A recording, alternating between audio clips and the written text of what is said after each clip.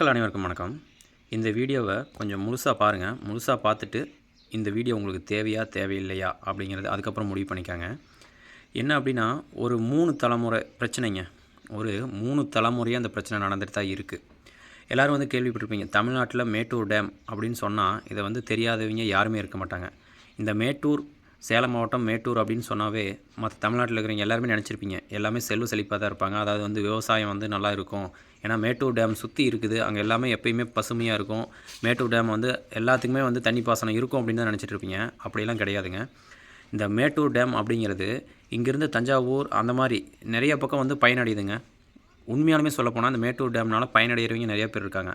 ஆனால் ஒரு 3 தலைமுறையாக நாங்கள் இப்போ ஒரு கண்ணு கெட்டின தூரம் அந்த தண்ணி இருக்குது. மேட்டூர் டேமுங்கிறது கண்ணு கெட்டின தூரம் அந்த தண்ணி இருக்குது. ஆனால் அந்த தண்ணி வந்து இங்கே பல ஆயிரம் விவசாயிகளுக்கு வந்து பயன்படாமையே இருக்குது.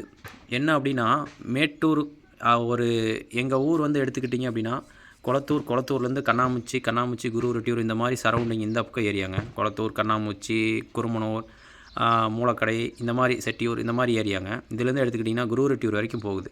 இந்த லைனுக்கு எங்களுக்கு மேட்டூர் தண்ணிங்கிறதே கிடையவே கிடையாது.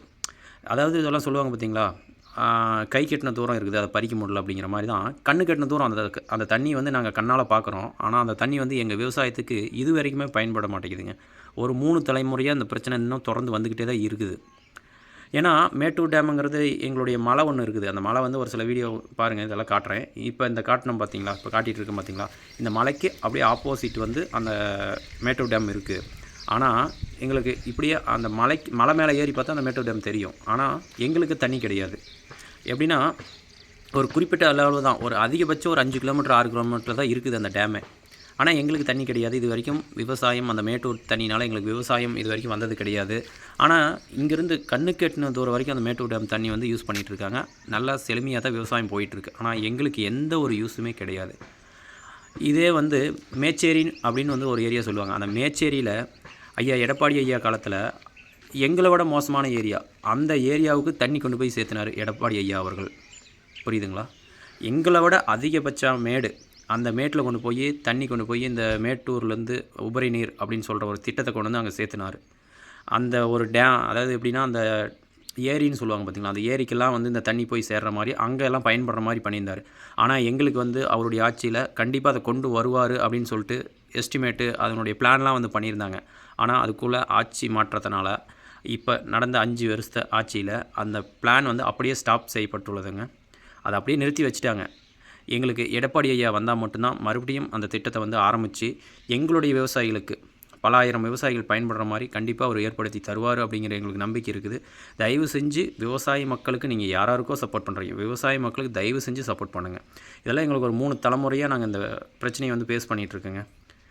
இந்த மேட்டூர்லேருந்து போகிற தண்ணி பல ஆயிரம் மக்களுக்கு எங்கெங்கேயோ போய் பயன்பட்டுருக்கு. ஆனால் எங்களுக்கு எந்த யூஸுமே கிடையாதுங்க. பக்கத்தில் அதாவது பார்க்குற தூரத்தில் இருக்குது அந்த தண்ணி, ஆனால் எங்களுக்கு எந்த யூஸுமே கிடையாது.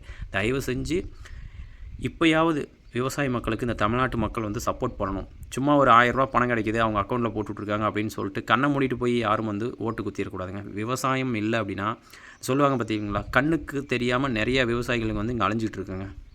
இந்த ஏரியாவில் கண்ணுக்கு தெரியாத விவசாயிகள் வந்து உங்கள் கண்ணுக்கு, இந்த தமிழ்நாட்டு கண்ணுக்கு, பல பேர்த்தோட கண்ணுக்கு எங்களுடைய விவசாய நிலைமை வந்து தெரிய மாட்டேங்குது. ஏன்னா விவசாயம் பண்ண முடியாமல் அப்படியே நிலத்தை வந்து தரிசு நிலமாக போட்டுக்கிட்டு விவசாயத்தை பண்ண முடியாமல் மாற்று ஊருக்கு போயிட்டு இந்த மாதிரி விவசாயிகளோட நிலைமை இருந்துகிட்ருக்கு. இது தயவு செஞ்சு மாறணும் அப்படின்னா கண்டிப்பாக விவசாயி இந்த நாட்டை ஆளணும். அதுக்கு வந்து தயவு செஞ்சு இந்த ஒரு டைமாவது வாய்ப்பு கொடுங்க.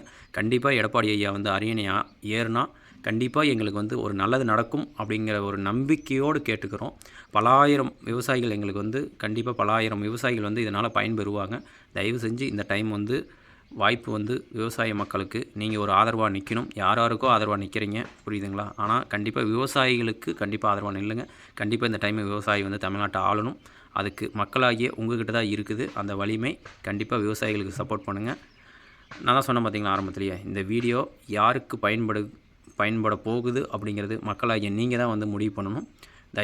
எடப்பாடி ஐயா வந்தால் கண்டிப்பாக எங்களுக்கு வந்து தண்ணீர், அந்த மேட்டூர் தண்ணீர் வந்து கிடைக்கும் அப்படிங்கிற ஒரு நம்பிக்கையில் தமிழ்நாட்டு மக்களாகிய உங்களிடம் கேட்டுக்கிறோம். தயவு செஞ்சு எல்லாருமே வந்து எடப்பாடி ஐயாவுக்கு வந்து வாக்கு செலுத்துங்கள்.